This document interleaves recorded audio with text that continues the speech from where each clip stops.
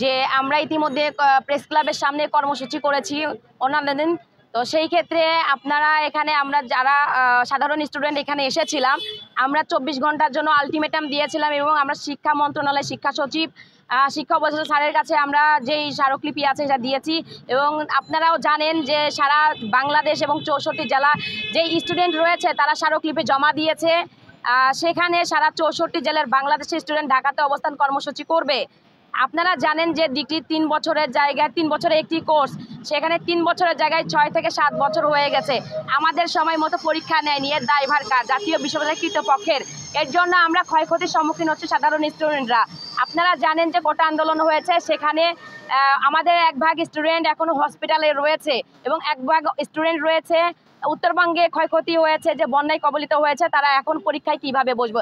সময় মতো পরীক্ষা প্রস্তুতি নিতে পারেনি, সৎ সাজেশন করে তারা নিতে পারতো, তারা নেয়নি। তা আমাদের বয়স তো কমে বেড়ে যাচ্ছে না, কমছে না, এমন তো কিছু না যে আমাদের বয়স কমে যাচ্ছে। সেই ক্ষেত্রে আমাদের বয়স কিন্তু বেড়েই যাচ্ছে। আমরা কিন্তু মাস্টার্স এখনো কমপ্লিট করতে পারি নাই, তাহলে আমাদের বয়স 27 বছর বা 28 বছর। সেই ক্ষেত্রে আমরা অনার্সের সমমান্য হতে গেলে আমাদের মাস্টার্সে যে 2 বছর রয়েছে সেখানে পাশ করতে বের হতে আমাদের 3 বছর সময় লাগবে। তাহলে আমাদের বয়সটা কোথায়? চাকরি যে আমরা যে সরকারি চাকরি থেকে বঞ্চিত হচ্ছি, যে ভাই ও বোনেরা সরকারি চাকরি থেকে বঞ্চিত হচ্ছে, এর দায়ভার তো জাতীয় বিশ্ববিদ্যালয় কর্তৃপক্ষের। আমরা সাধারণ স্টুডেন্ট, আমরা কেন ক্ষয়ক্ষতির সম্মুখীন হতে যাব? এবং আমাদের ভাইরা বিয়ে শাদী করতে পারছে না, চাকরি বাকরি করতে পারছে না, এর দায়ভার তো জাতীয় বিশ্ববিদ্যালয় কর্তৃপক্ষের। আমরা সাধারণ স্টুডেন্ট, আমরা বাংলাদেশ 64 জেলা যে ভাই ও বোনেরা রয়েছে, যে জাতীয় বিশ্ববিদ্যালয় কিন্তু একটা, আপনারা দেখেন একটা কি বলবো, একটা আয়নাঘর, দ্বিতীয় জেলখানা বলেন, আয়নাঘর। আমরা এখন এখান থেকে বের হতে চাই, মুক্তি চাই। যে সময় মতো পরীক্ষা নিতে পারিনি, সময় মতো বসতে পারে না, আমরা কি এই ক্ষয়ক্ষতির সমস্যার সমাধান কে দিবে? কোথায় পাবো আমরা? আমাদের এখন সমস্যা হয়েছে যে আমরা ডিগ্রিতে পড়ি, আমরা ডিগ্রির স্টুডেন্ট, সময় মতো আমাদের পরীক্ষা নেয়নি, পরীক্ষার প্রস্তুতি নেয়নি। এই জন্য আমরা যে বৈষম্যের শিকার হয়েছে, একটা সেশন জটের শিকার হয়েছি। আমাদের সাথে আরো বড় ভাইয়েরা যারা রয়েছে আগের ব্যাচে, তারা একটা বৈষম্য শিকার হয়েছে। তো তারা তাদের রেজিস্ট্রেশন মেয়াদ কার্ড শেষ হয়ে গেছে। তো এর দায়ভার কে নিবে? জাতীয় বিশ্ববিদ্যালয় কর্তৃপক্ষ নিবে। তারা আমাদের বলেছে, ভিসি স্যার আমাকে বলেছে আপনারা রেজিস্ট্রেশনে 1 বছর মেয়াদ বাড়িয়ে দিব। তো সেই ক্ষেত্রে তাদের বয়স কি কমে যাবে? চাকরির বয়স তো আপনার 30 বছর হয়ে, তাদের তো বয়স শেষই হয়ে যাচ্ছে। আমাদের সেশন হচ্ছে 19-20 এবং আমাদের ভাইরা যারা রয়েছে তারা একটা ডিগ্রির বৈষম্যর শিকার হয়েছে, সেশন জটের শিকার হয়েছে। সেই ক্ষেত্রে আমরা এখন এই জেলখানা থেকে মুক্তি চাই। আমরা ন্যাশনাল ইউনিভার্সিটিতে, আপনারা দেখেন 64 জেলার ভাই ও বোনেরা এখন স্টুডেন্টরা ন্যাশনাল ইউনিভার্সিটি থেকে মুক্তি চাচ্ছে। কেন চাচ্ছে? কি কারণের জন্য চাচ্ছে? শুধু আমরা এই যে এক দফা এক দাবিতে আসি নাই যে আমরা অটো প্রমোশন চাচ্ছি, আমাদেরকে অটো প্রমোশন দেয়। এই অটো প্রমোশনের কারণগুলি কি কি, কোন কারণের জন্য আমরা অটো প্রমোশন এখন চাচ্ছি, সেই বিষয়টা কি আপনারা জানেন? আমরা বিভিন্ন পর্যায়ে জানতে পেরেছি যে জাতীয় বিশ্ববিদ্যালয়ের একটা সাথে সিন্ডিকেট রয়েছে, দালাল ব্যবসায়ী রয়েছে। তারপরে আপনার যে ইমরান সাজেশন, যে সাজেশন বই বিক্রেতারা, এরা একটা বড় সিন্ডিকেট করে রেখেছে জাতীয় বিশ্ববিদ্যালয়ে। তা আমরা জাতীয় বিশ্ববিদ্যালয়ে কোনো সেশন সিন্ডিকেট চাই না, কোনো সাজেশন বিক্রেতা আমরা চাই না। আমরা জাতীয় বিশ্ববিদ্যালয়ের স্টুডেন্ট।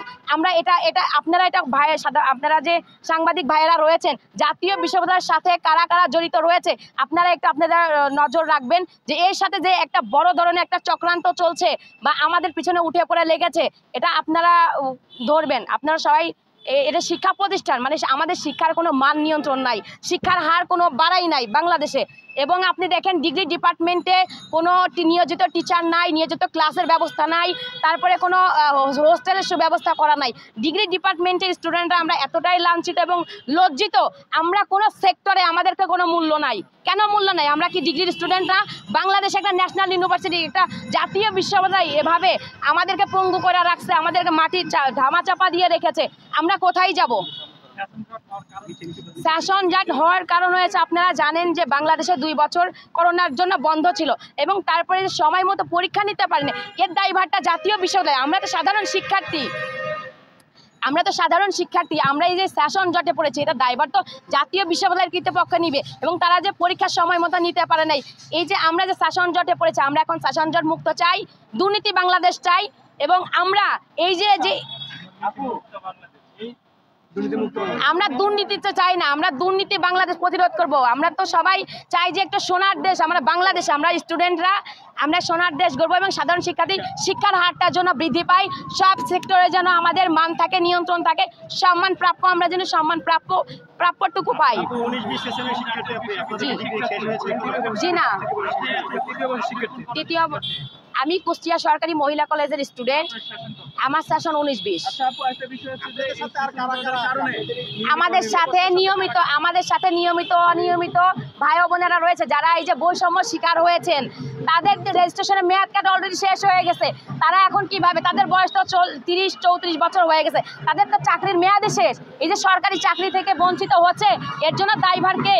আমাদের কি জাতীয় বিশ্ববিদ্যালয় কর্তৃপক্ষ এর জন্য দায়ী? তো সময় মতো তারা পরীক্ষার প্রস্তুতি নিতে পারে না, তারা বসাইতে পারে না, এর জন্য দায়বদ্ধ তো জাতীয় বিশ্ববিদ্যালয় কর্তৃপক্ষ। সাধারণ স্টুডেন্টরা ক্ষয়ক্ষতির শিকার হচ্ছে, ক্ষতিগ্রস্ত যে হচ্ছে, এর জন্য দায়বদ্ধ জাতীয় বিশ্ববিদ্যালয় কর্তৃপক্ষ। আমরা যে একটা আইনা ঘরের মধ্যে বদ্ধ হয়ে গেছি, এখন আমরা এখান থেকে বের হতে চাই। আমরা কবে বেরোবো এখান থেকে? আমাদের মাস্টার্স কবে করবো আমরা? বলেন, আপনারাই বলেন।